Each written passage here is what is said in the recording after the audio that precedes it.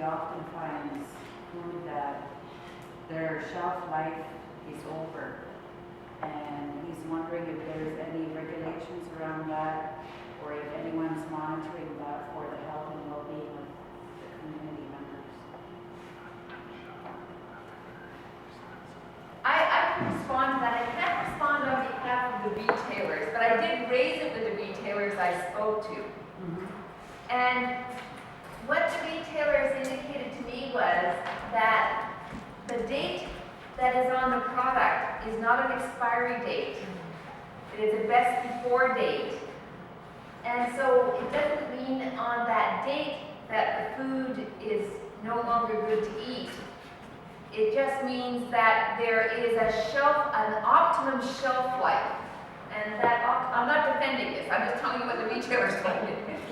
And that optimum shelf life peaks at that point, and after that, perhaps some of the nutritional value is less, but the food is not bad.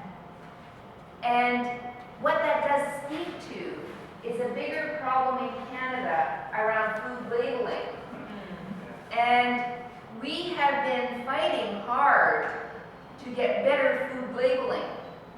I mean, whether it's, you cannot trust a product that says it's made in Canada, for example, because it can mean that some of the product was made in Canada, or that the product was all shipped from somewhere else and was assembled in Canada. But there are all kinds of problems with the labeling, and many of us have been saying that we need better truth in labeling. And since we're talking a little bit about labeling, I just want to mention that what we also heard is that many people, of course, cannot read the nutritional labels, the nutritional data on the labels, because they don't read either French or English.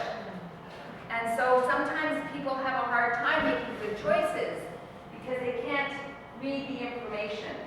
And besides that, some of us who are getting older can no longer see that little tiny fine print.